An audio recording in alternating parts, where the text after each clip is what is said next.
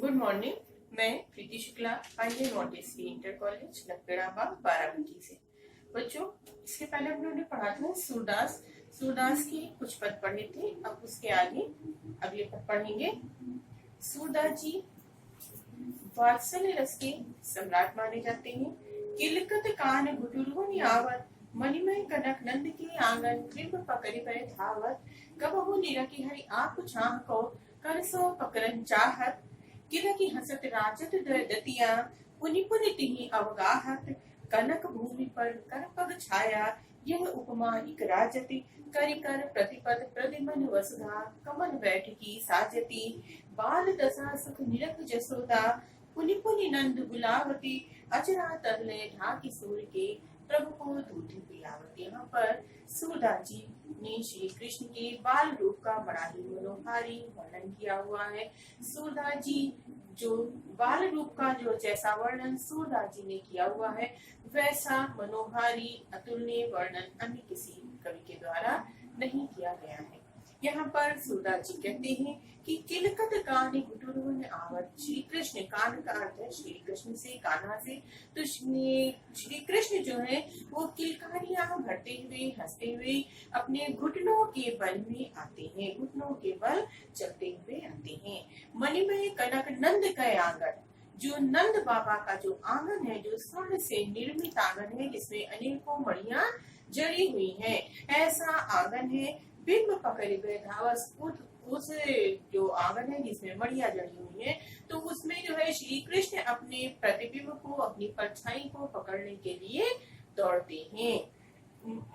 कबहु निरखि हरि आप छाह को, भगवान श्री कृष्ण जो है वो कभी उन मड़ियों में अपनी परछाई को देखते हैं और उन परछाइयों को देख करके उनको पकड़ने के लिए करिसो पकड़न चाहत, अपने हाथों के द्वारा अपनी परछाई पकड़ना चाहते हैं।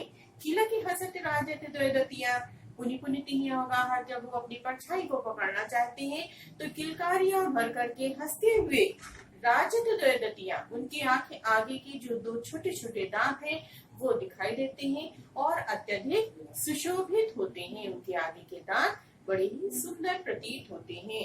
पुनि पुनि तिहि अवगाहत, वो बार बार हंसते हैं और बार बार उनके आगे के छोटे छोटे दांत, अवगाहत मतलब दिखाई देते हैं, वो अपने दांतों को दिखाते हैं।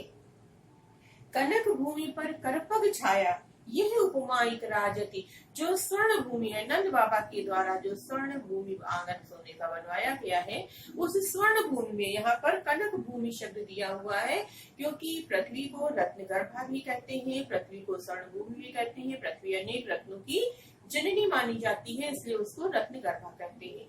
और यहाँ पर कनक भूमि का अर्थ सूरदास जी ने जो है वो नंद बाबा के द्वारा बनवाए हुए सोने के आंगन से लिया हुआ है।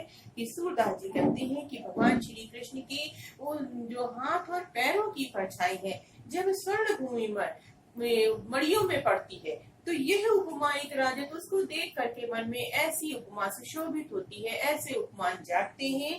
करिकर प्रतिपद प्रतिमन वसुधा, कमल बैठ की साजती, कि करी कर भगवान के हाथ और पैर की जो परछाई है, जो प्रत्येक मणि पे पड़ती है, तो कमल बैठ की साजती, तो ऐसा लगता है कि पृथ्वी ने भगवान श्री कृष्ण के बैठने के लिए कमल का सिंहासन सजा दिया हो। बच्चों, पहले भी आपको बता चुके हैं कि भगवान के हाथ और पैर को कमल की तुलना दी गई है, कमल के समान माना गया है, कमल के रूप में आरोपित किया गया है। जैसे बताया था कि चरण कमल बंदो हरिराय, भगवान श्री कृष्ण के हाथ और पैर क्या है? कमल है। तो उसी तरह से जब वो कमल मान लिए गए हैं, तो फिर प्रत्येक मणि में जो उनकी परछाई है वो कमल रूपी दिखाई देती है, और जिसको देख करके ऐसा लगता है कि पृथ्वी ने भगवान के बैठने के लिए एक आसन, एक सिंहासन कमल का सजाया हुआ हो।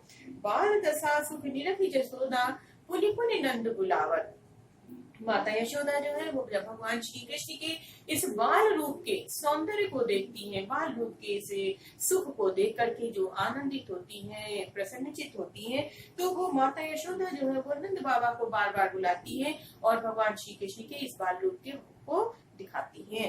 अचरा तरले ढाके सूर्य के, प्रभु को दूध पियावा। सूरदास जी कहते हैं कि जो भगवान श्री कृष्ण संपूर्ण संसार के स्वामी है, ईश्वर है, ऐसे श्री कृष्ण को उनकी माता संपूर्ण संसार की नजर से बचाने के लिए उन्हें अपने आंचल से ढक करके उन्हें दूध पिलाती हैं।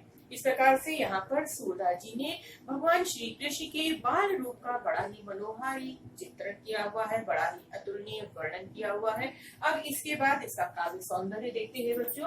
तो काव्य सौंदर्य में क्योंकि भगवान श्री कृष्ण के बाल रूप का चित्रण किया हुआ है, इसलिए यहाँ पर रस सबसे पहले होगा वात्सल्य रस। वात्सल्य रस का प्रयोग है। रस के बाद आता है छंद।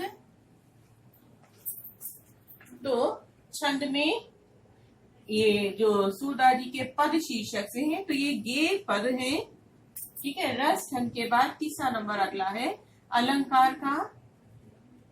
अब यहाँ पर अलंकार आए हैं बच्चों। सबसे पहले तो उत्प्रेक्षा अलंकार है, जहाँ पर जो है वो संभावना व्यक्त की गई कि मानो कमल की बैठकी, कमल का सिंहासन सजा दिया गया हो। और अनुप्रास अलंकार है, किलकत कान में पुनि पुनि और करी करी शब्दों की पुनः आवृत्ति हुई है, इसलिए इसमें पुनरुक्ति प्रकाश अलंकार का प्रयोग किया गया है। पुनरुक्ति प्रकाश अलंकार है, ठीक है। और इसके बाद यहाँ पर जो है वो वीप्सा अलंकार का प्रयोग किया गया है, ठीक है। अब इसके बाद बच्चों रसद अलंकार हो गए। इसके बाद इनकी आती है भाषा। तो सूरदास जी की ब्रज भाषा है और गुण जो है वो यहाँ पर प्रसाद और माधुर्य दोनों ही गुणों का प्रयोग किया गया है, ठीक है। फिर अब इसके बाद शब्द शक्ति है।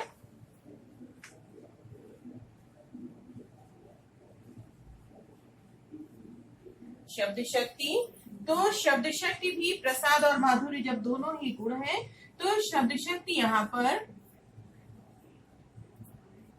अभिधा और लक्षणा शब्द शक्ति का प्रयोग किया गया है, ठीक है बच्चों। इस तरह से यहाँ पर सबसे पहले लिखेंगे कि सूरदास जी ने भगवान श्री कृष्ण के बाल रूप का बड़ा ही मनोहारी चित्रण किया हुआ है, सुंदर वर्णन किया हुआ है। और उसके बाद ये इनका काव्य सौंदर्य है, काव्यगत विशेषताएं हैं, ठीक है बच्चों। ये से वीडियो में इतना ही, बाकी नेक्स्ट वीडियो में पढ़ाएंगे।